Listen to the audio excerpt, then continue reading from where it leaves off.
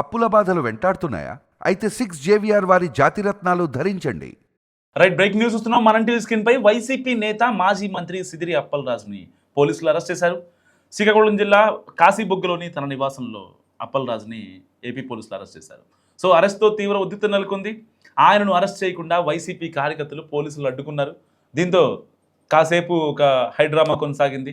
అప్పలరాజుని arrest చేయవద్దంటూ YCP నేతలు భారీగా తరలి వచ్చినా ఆయన అరెస్ట్ మాత్రం ఆగలేదు.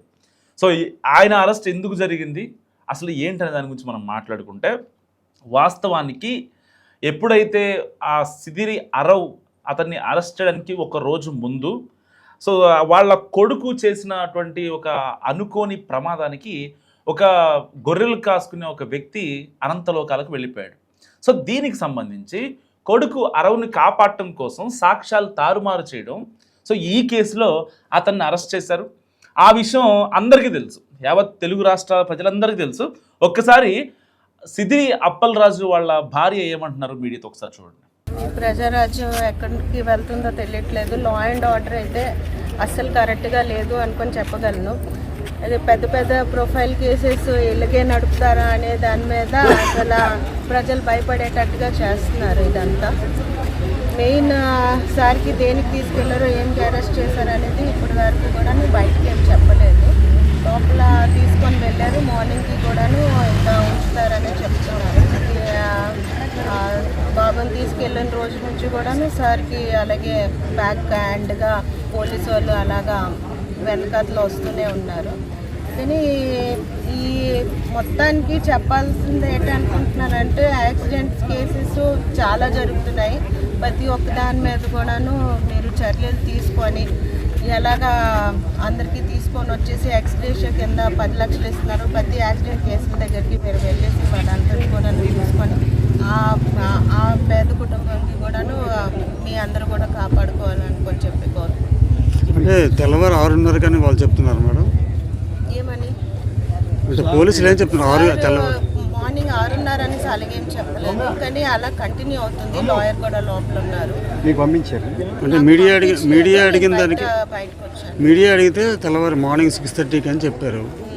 అంటే 6:30 అంటే జడ్జ్కి ఇప్పుడు నైట్ టైం అవ్వదు అనుకొని చెప్పారు, కానీ అది కూడాను కరెక్ట్ ఇన్ఫర్మేషన్ రాంగ్ ఇన్ఫర్మేషన్ అనేది తెలీదు. ఎందుకంటే బయట వరకు అయితే అసలు ఏం కూడాను ఎవరు కూడా మాట్లాడలేదు. అక్కడ ఉన్న పోలీస్ బెటాలియన్ మొత్తం కూడాను బయట నుంచి వచ్చింది. మనకి లోపల ఉన్న పోలీస్ బెటాలియన్ బయట ఉన్నది మొత్తం వేరే వేరేగా ఉంది. సో అది కరెక్ట్ ఇన్ఫర్మేషన్ అనేది నేను అనుకోవట్లేదు. అందుకనే అడ్వకేట్ లోపలే ఉన్నారు సార్తో పాటే. నేను మామూలుగా బయటకు వచ్చాను. అంటే మార్నింగ్ 6 లోపలే ఈ కార్యక్రమం వాళ్ళు చేసి వచ్చారు మీరు భావించవచ్చా? అనుకుంటున్నాం. అందుకనే మా వాళ్ళందరూ కూడాను ఇక్కడే ఉండి వెయిట్ చేస్తున్నాం. అవును. సో విన్నారు కదా, ఆవిడ చెప్పేది ఏంటి, నాకు ఎలాంటి ఇన్ఫర్మేషన్ లేదు, నాకు అసలు ఏం జరిగిందో కూడా తెలియదు, కనీసం పోలీసులు ఎందుకు తీసుకెళ్తున్నారో చెప్పలేదు. ఆల్రెడీ మా కొడుకు రిమాండ్లో ఉన్నాడు, రిమాండ్ ఖైదీగా.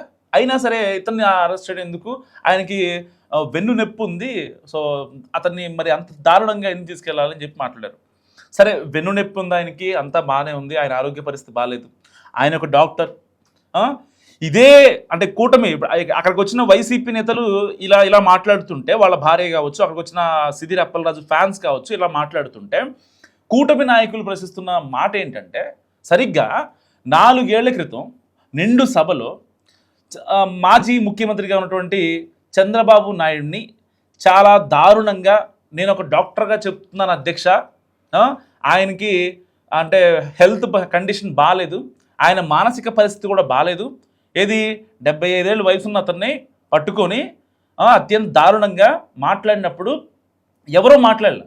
ఈవెన్ ఇప్పుడు మీ భర్త కొడుకుని కాపాడటం కోసం పోలీసులకే సాక్ష్యాలు, ఒక ఎమ్మెల్యేగా చేశారు, మంత్రిగా చేశారు, ఇంత ఎక్స్పీరియన్స్ ఉంది కదా, మరి అలాంటప్పుడు రాజ్యాంగాన్ని అపహాస్యం చేస్తారా?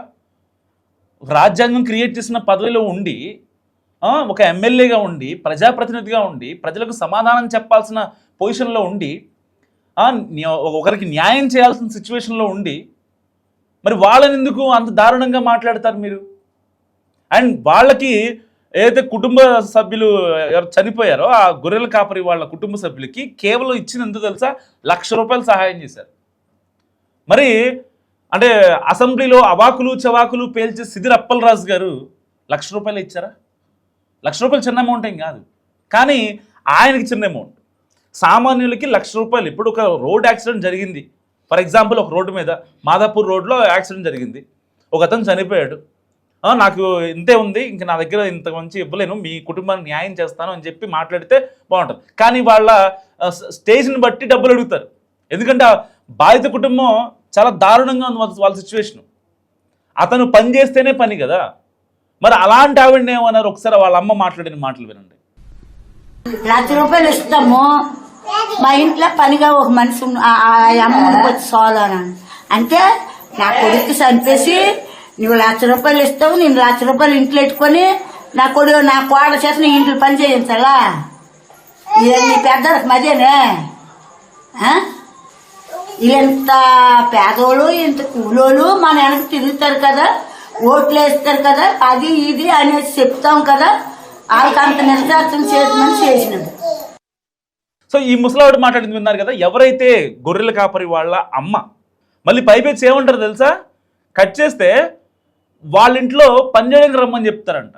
చనిపోయిన వాళ్ళ వైఫ్ ఎవరైతే ఉన్నారో ఆవిడని వచ్చి రోజు అంట్లు తోమని చెప్పారంట. అంటే ఒక చనిపోయిన ప్రాణానికి మీరు కట్టిన ఖరీదు ₹1,00,000. ఒకవేళ లేదు వాళ్ళు ఇంకా ఎక్స్పెక్ట్ చేశారు కాబట్టి ఇంట్లో పనికి వచ్చాయి, నెలకు ఒక 10,000 5,000 ఇస్తా సరిపోద్ది. అంటే ఎంత దారుణంగా ఉంది ఆయన మాట్లాడిన మాట కావచ్చు, చేసిన విధానం కావచ్చు. సిదిరి అప్పలరాజు గురించి వైసీపీ చాలా పెద్ద ఎత్తున ప్రచారం చేస్తుంది. మనం పార్టీలకు అతీతంగా మాట్లాడుకుందాం. ఎందుకంటే ఇలాంటి ఇష్యూస్లో ఎవరైతే బాధిత కుటుంబం ఉంటుందో వాళ్ళు మాత్రమే ఇంపార్టెంట్ ఎవరికైనా సరే. సో వైసీపీ ఏ రోజు బాధిత కుటుంబానికైనా న్యాయం చేసిందా? ఏ రోజన్నా చేసిందా? ఎవరి విషయంలో చేసిందో నాకు మస్ట్గా కామెంట్ చేసే ప్రయత్నం చేయండి. ఎందుకంటే ఇది ఒక్క సిదిరి అప్పలరాజుదే కాదు. సిదిరి అప్పలరాజు ఎందుకు లోపలికి వెళ్ళాడు? కొడుకు ఆల్రెడీ అరవు రిమాండ్ ఖైదీగా ఉన్న అప్పలరాజు ఎందుకు ఎలా వచ్చింది? సాక్ష్యాలు తారుమారు చేశాడు కాబట్టి, పోలీసులను తప్పుతో పట్టించాడు కాబట్టి, అక్కడ హై లెవెల్ డ్రామా క్రియేట్ చేశాడు కాబట్టి, యాక్సిడెంట్ అయిన విషయం ఎవరికీ తెలియకుండా కొడుకుని ఊరు దాటించే ప్రయత్నం చేశాడు కాబట్టి అందుకు అతను లోపలేసింది. అంతే తప్ప ఇంకా ఒకవేళ నిజంగా అంటే కూటమి సర్కార్ ఆయన మీద పగ తెచ్చుకోవాలంటే ఇంకా ఆయన చేసిన ఎన్నో బయటకు వస్తాయి. ఇది ఆ వైద్యారోగ్య శాఖ మంత్రిగా ఉన్నప్పుడు ఆయన చేసినవి ఏదన్నా సరదాగా ఒక 4-5 తీసి చాలు కొన్ని వందలు బయటకు వస్తాయి. మరి చేయలేదు కదా కూటమి సర్కార్. నిజంగా కక్ష సాధించాలి అనుకుంటే ఎప్పుడో చేయొచ్చు కదా. 2 years తర్వాత ఎందుకు చేయాలి? స్టార్టింగ్లోనే చేయొచ్చు కదా. ఎంత దారుణంగా మాట్లాడారు ఆ రోజు సిదిరి అప్పలరాజు గారు, ఎంత దారుణంగా మాట్లాడారు గుర్తులేదా? ఒక డాక్టర్గా చెప్తున్నాను అధ్యక్ష, చంద్రబాబు నాయుడు గారికి హెల్త్ కండిషన్ బాగాలేదు, ఆయన మానసిక పరిస్థితి బాగాలేదని చెప్పి ఎంత అపహాస్యం చేశారు నిండు సభలో. కనీసం గౌరవం ఇచ్చారా? మరి అదే గౌరవం కనుక ఇప్పుడు ఆయన చేశాడు కాబట్టే బుక్ అయ్యాడు. అంటే కర్మ అంటారు కదా, ఎవరిని వదిలిపెట్టదు కర్మ. ఆయన విషయంలో కూడా అదే జరిగింది. మరి ఇలాంటి నేపథ్యంలో సిదిరి అప్పలరాజుని అరెస్ట్ చేయడం కరెక్టా కాదా? ఒకసారి మీరే ఆలోచించండి. ఎంత దారుణంగా మాట్లాడుతున్నారు వైసీపీ వాళ్ళు. లేదు అసలు ఆయన ఎందుకు అరెస్ట్ చేస్తారు? ఆల్రెడీ కొడుకుని అరెస్ట్ చేశారు కదా, రిమాండ్ ఖైదీగా ఉన్నాడు కదా. జగన్మోహన్ రెడ్డి గారు ఏమంటారు మళ్ళీ? పిల్లోడు, ఆ చిన్న పిల్లోడు కదా. అసలు చిన్న పిల్లోడు అనే మాటకి నిజంగా అర్థం ఉందా? 18 ఏళ్ళు ఉన్నాయి అబ్బాయికి, లర్నింగ్ లైసెన్స్ ఉంది. ఎట్లా పిల్లోడు అవుతారు? పిల్లోడు అంటే ఎవరు? ఒక 5th class 6th class 2nd class వీళ్ళు కదా పిల్లలు అంటే. అప్పట్లోనే వాళ్ళు ఏదైతే వివేక హత్యకి సంబంధించి జగన్మోహన్ రెడ్డి గారు ఒక నిండు సభలో మాట్లాడుకుంటూ పాపం పిల్లోడు అవినాష్ మా కుటుంబంలో పిల్లోడిని టార్గెట్ చేశారు అనవసరంగా అని చెప్తారు. గూగుల్ టేక్అవుట్ తీశారు, దానికి సంబంధించిన విచారణ ఇంకా కొనసాగుతోంది. ఎవరు చంపారో అందరికీ తెలుసు, అయినా సరే మాట్లాడతారు లేదు అట్లా కాదు ఇట్లా కాదు అని చెప్పి. ఎంత దారుణం నిజంగా. అంటే ఒక 10-15 మర్డర్లు చేస్తేనే పిల్లోడు కదా. ఇంతకుముందు ఎవరు అన్నారు కదా, ఒక ఇంటర్వ్యూలో ఒక పెద్ద ఆయన జగన్మోహన్ రెడ్డి గారి దగ్గరికి వెళ్ళి ఇతను ఒక మర్డర్ చేశాడన్న అంటే ఒకటే కదన్నా చేసింది, తర్వాత చూసుకుందాం 10 చూసుకుందాం అని మాట్లాడతారంట. మరి ఇప్పుడు అదే జగన్మోహన్ రెడ్డి గారు నిజంగా వాళ్ళకి వచ్చి సిదిరి అప్పలరాజు గురించి మాట్లాడి వెళ్ళినప్పుడు మరి వాళ్ళకి ఎంతో కొంత సహాయం చేస్తే ఎంత బాగుండేది.